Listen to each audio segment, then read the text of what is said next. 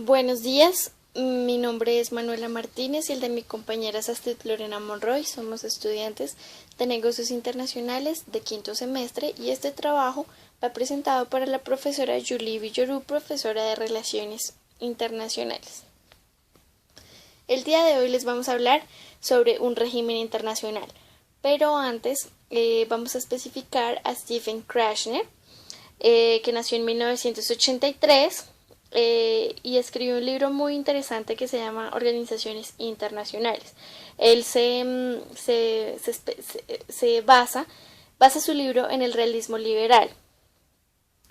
También hace referencia al concepto de sociedad anárquica y dentro de un sistema anárquico que se pueden crear normas sin que nadie las regule. Bueno, ahora sí empecemos como que es un régimen internacional.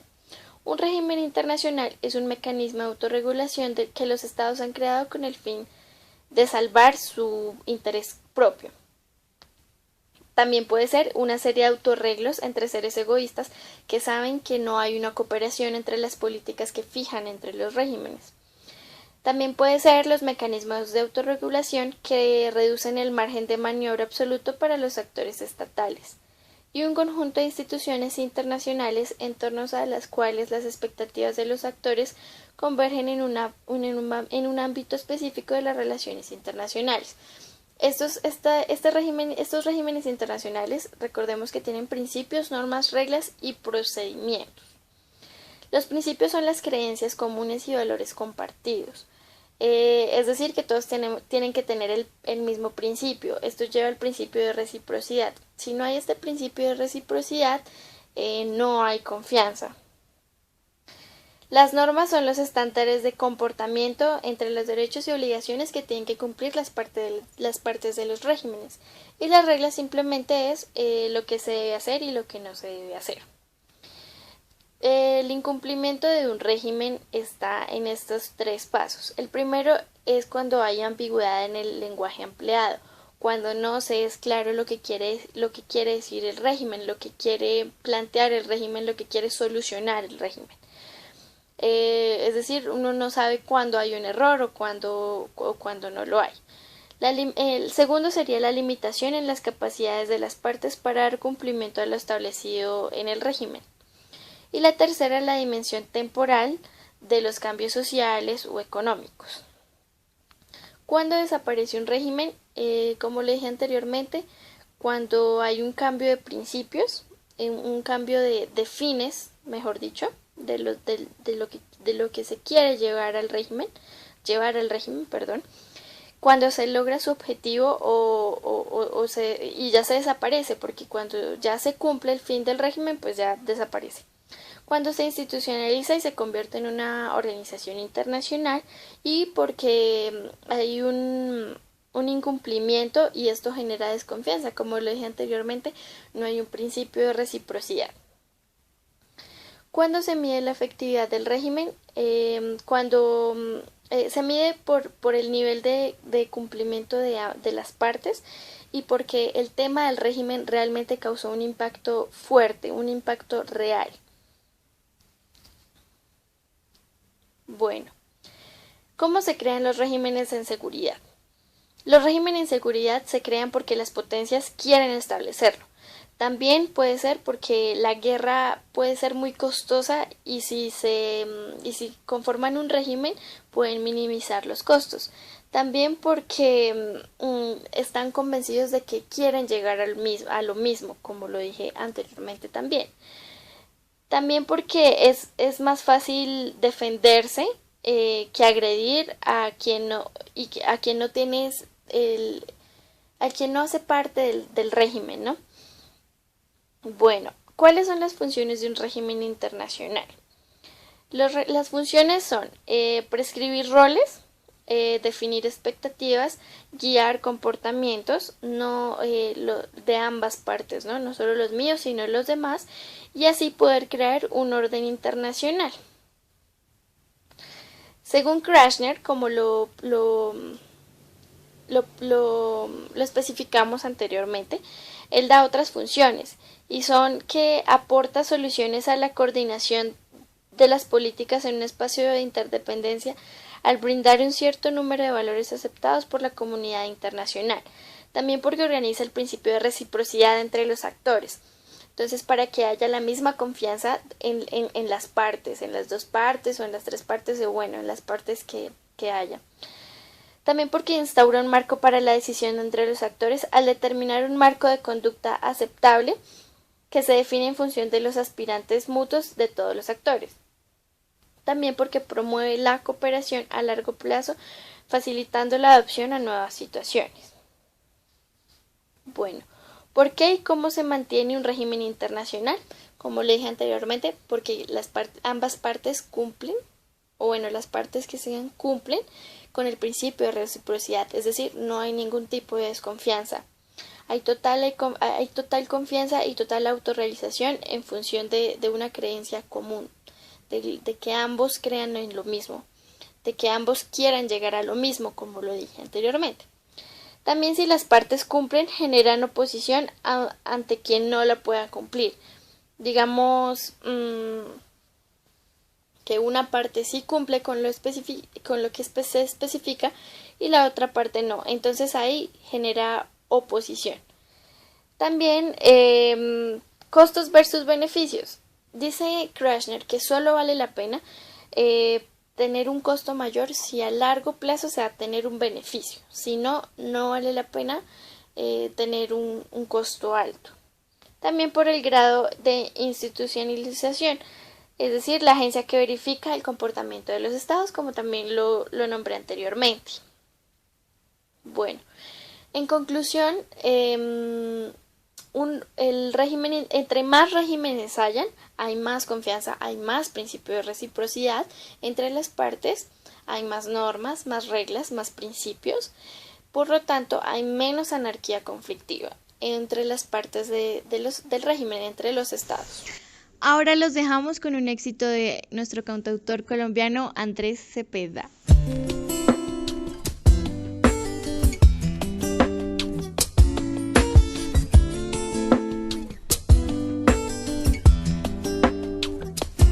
Si tuviera más horas la noche yo te las daría, pero vengo corriendo y de paso por esta ciudad. Siempre pasa lo mismo, el momento no es el indicado. Apenas hay tiempo para conocernos, para presentarnos, para conversar. Si no fuera que lo único abierto es donde me quedo, qué placer me daría invitarte y llevarte a cenar. Tengo miedo de ser muy formales y nunca enterarme si estaba marcado que aquí encontraría la mujer de mi vida, el amor de verdad. Dime si no sientes lo mismo que siento, si no te da curiosidad encontrarnos en este momento. No es casual, no es casual. Yo que nada tengo de supersticioso, creo que al verte empecé a dudar. Encontrarnos en este momento no es casual. Hay quien dice que las coincidencias no existen ni pasan, que llegamos al mundo siguiendo un manual, un guión, que la gente que nos encontramos son gente que viene de vidas pasadas. Quién sabe si somos amantes dichosos de un tiempo anterior. Dime si no sientes lo mismo que siento, si no te da curiosidad encontrarnos en este momento. No es casual, no es casual. Yo que nada tengo de supersticioso, creo que al verte empecé a dudar. Encontrarnos en este momento no es casual.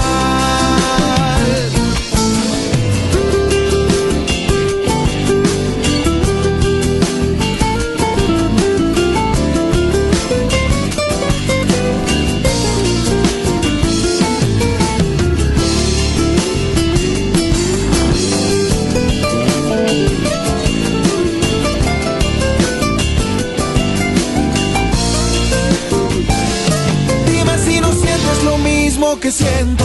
Si no te da curiosidad encontrarnos en este momento, no es casual, no es casual. Yo que nada tengo de supersticioso, creo que al verte empecé a dudar. Encontrarnos en este momento no es casual.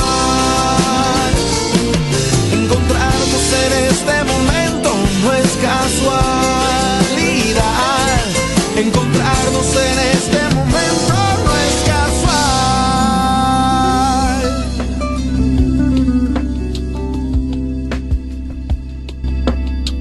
Hola, mi nombre es Astrid Lorena Monroy y les voy a hablar sobre la sociología histórica de Raymond Aron. Especialmente nos vamos a enfocar sobre el conflicto y la guerra visto desde el punto de la sociología histórica. Bueno, primero vamos a hablar sobre Raymond Aron. Raymond Aron fue un filósofo, sociólogo y comentarista político francés. La filosofía de la historia y la sociología alemana fueron los temas que más le interesaron desde que era joven. Cursó estudios en la Normal Superior, fue catedrático de la sociología en la Sorbona en 1955. Sus principales obras: El hombre contra los tiranos, Las etapas del pensamiento sociológico, Pensar la guerra de Clausewitz, El marxismo de Marx.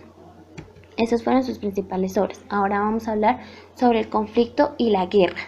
Él principalmente dice que las tensiones de la psicología individual afectan a las tensiones en grupo y que las tensiones en grupo institucionales se manifiestan en individuales, pero que no podemos diagnosticar o definir las primeras estudiando las segundas. Simplemente él dice que la agresividad se deriva de frustración, que en la competición, la rivalidad, el conflicto entre individuos presenta fenómenos normales, es decir, de la psicología a la sociología. Ahora quiero hablarles un poco sobre la manifestación normal dirigida a o apoyada. Él dice que la manifestación puede ser innata o apoyada, que los rebeldes sociales, ser neurótico, es signo de normalidad en la sociología. Los individuos normales apoyan el extremismo revolucionario a la patología social, es decir, las relaciones intraindividuales no explican las relaciones interindividuales.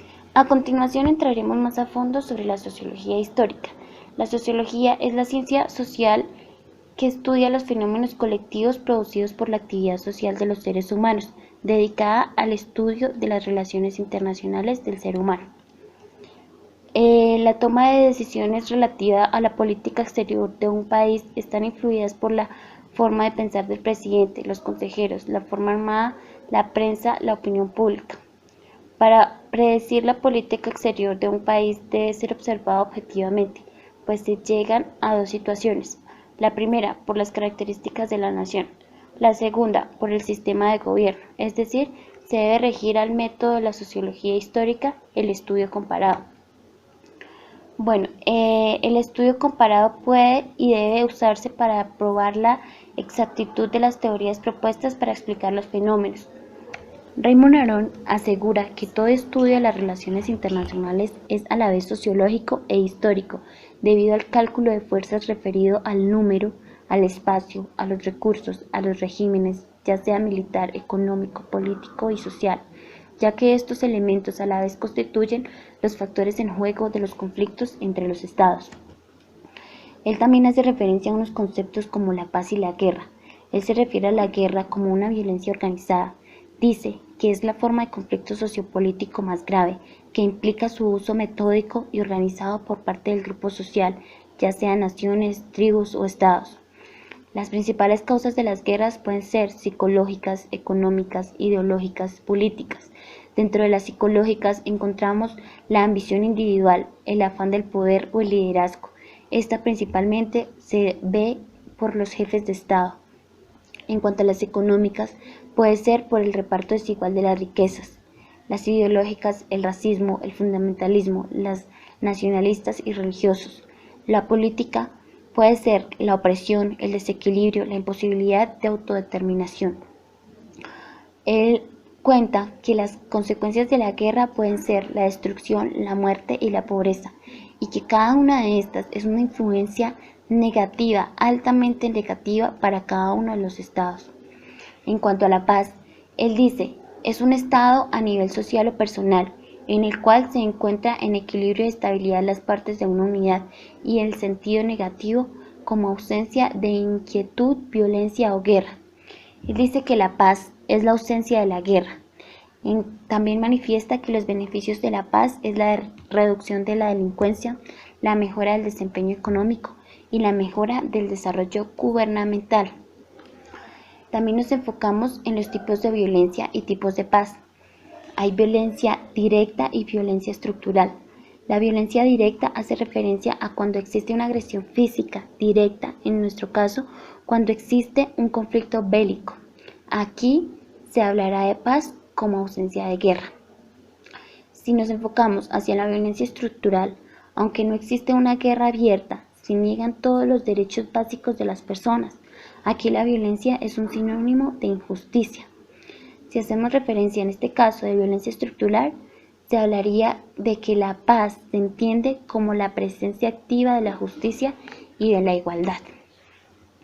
También vamos a hablar sobre los puntos de vista más representativos sobre la guerra y la paz. A continuación les voy a mencionar los puntos de vista más representativos sobre la guerra y la paz. El primero, la guerra es un mal inaceptable, hace referencia a la corrupción moral. Segundo, la defensa propia es moralmente admisible, se dice que hace parte de la lealtad propia del Estado. Tercero, la concordia se basa en la complementación del consenso y la coerción, sí, se refiere a la lealtad política de las leyes. Cuarto, la aspiración a la paz perpetua tiene exigencias y normas respecto a la Constitución. El último, la forma en que se concreta la aspiración a la paz no es garantía para la paz siempre. Se refiere a la lucha y perseverancia de la paz. Bueno, vamos a analizar el fenómeno de Karl Clausewitz.